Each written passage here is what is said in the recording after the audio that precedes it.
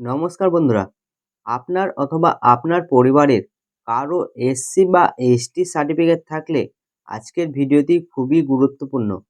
কারণ যাদের SC ST certificate 2011 সাল থেকে 2026 সালের মধ্যে ইস্যু হয়েছে, তাদের সার্টিফিকেট রিভেরিফিকেশন বা পুনরায় যাচাই করার জন্য কিছু প্রয়োজনীয় নথিপত্র জমা করতে হতে পারে। কি কি কাগজপত্র লাগবে, কোথায় যেতে হবে এবং কার স্বাক্ষর কোথায় করতে হবে, সব কিছু আজকের এই ভিডিওতে সহজভাবে জানাবো।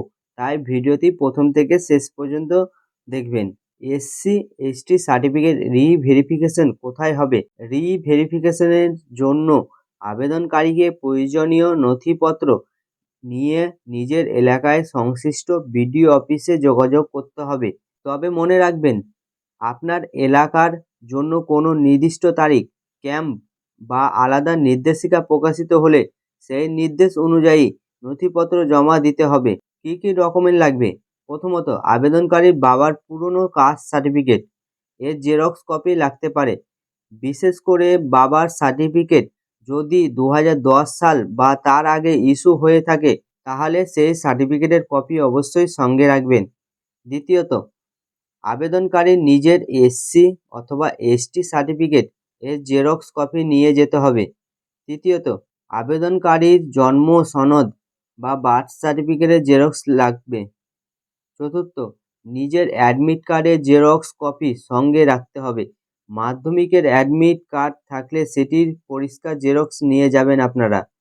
পঞ্চমত, নিজের রেশন কার্ডের জেরক্স কপি 1 কপি লাগবে। ষষ্ঠত, আবেদনকারীর নিজের আধার কার্ডের জেরক্স কপি জমা দিতে হতে পারে। সপ্তমত, আবেদনকারীর ভোটার কার্ড থাকলে সেই ভোটার কার্ডের জেরক্স কপিও সঙ্গে রাখবেন।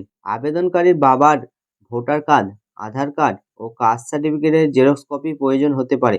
বাবার কাস্ট সার্টিফিকেট না থাকলে কি করবেন আপনারা, সেটা জেনে নিন। যাদের বাবার কাস্ট সার্টিফিকেট নেই কিন্তু ছেলে বা মেয়ের নামে এসসি এসটি কাস্ট সার্টিফিকেট রয়েছে, তাদের ক্ষেত্রে সংশ্লিষ্ট পঞ্চায়েত থেকে একটি বংশ তালিকা সংগ্রহ করতে হবে। মানে আপনাকে একটি বংশ তালিকা তৈরি করতে হবে। এসসি এসটি সার্টিফিকেট রিভেরিফিকেশন করার জন্য বংশ তালিকাটা প্রথমে তৈরি করে নেবেন। তারপরে অঞ্চলে গিয়ে সেখানে প্রধানের সই আপনারা করে নেবেন, প্রধান আর মেম্বার। সেই সার্টিফিকেটটা তারপরে আপনার বিডিও অফিসে যেয়ে জমা করবেন। এই বংশ তালিকায় পরিবারের সদস্যদের নাম এবং সম্পর্ক পরিষ্কারভাবে উল্লেখ থাকতে হবে। পাশাপাশি বংশ তালিকায় সংশ্লিষ্ট পঞ্চায়েত সদস্য বা মেম্বার প্রধানের স্বাক্ষর সিল থাকতে হবে। এরপর বংশ তালিকা অনুযায়ী যে সমস্ত পরিচয়পত্র ও সম্পর্কের প্রমাণ চাওয়া হবে, সেগুলি নিয়ে বিডিও অফিস যেতে হবে। জেরক্স কপিতে কার সহি লাগবে? আবেদনকারী নিজের ভোটার কার্ড থাকলে সমস্ত জেরক্স কপির নিচে আবেদনকারী নিজের স্বাক্ষর করতে হবে, মানে নিজের সই করতে হবে। আপনার যদি ভোটার কার্ড থেকে থাকে, 18 বছর পার হয়ে গেছে, তবে আপনার সমস্ত ডকুমেন্টসের নিচে আপনাকে নিজে সই করতে হবে।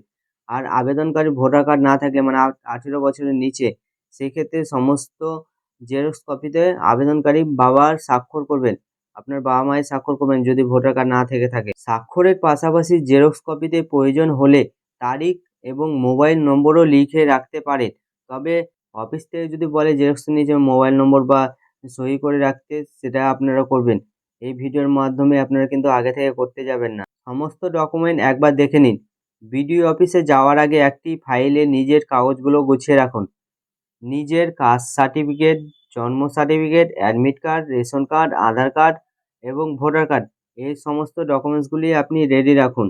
এর সঙ্গে বাবার আধার কার্ড, ভোটার কার্ড এবং পুরনো কাস্ট সার্টিফিকেট এর কপি রাখবেন। বাবার কাস্ট সার্টিফিকেট না থাকলে পঞ্চায়েত থেকে আপনারা বংশ তালিকা তৈরি করে সেখান থেকে সিলমোহর ও সই করে রাখবেন। প্রতিটি জেরক্স যেন পরিষ্কার থাকে এবং নাম, জন্ম তারিখ, বাবার নাম, ঠিকানার কোনো ভুল বা অমিল আছে কিনা আগে থেকে পরিষ্কার করে নেবেন। গুরুত্বপূর্ণ সতর্কতা, বন্ধুরা, সোশ্যাল মিডিয়া ছড়িয়ে পড়া কোনো পোস্ট দেখেই সরাসরি সিদ্ধান্ত নেবেন না। কারণ জেলা, ব্লক, বিদ্যালয় বা আবেদনকারীর পরিস্থিতি অনুযায়ী নিয়ম ও প্রয়োজনীয় ডকুমেন্টস কিছুটা আলাদা হতে পারে।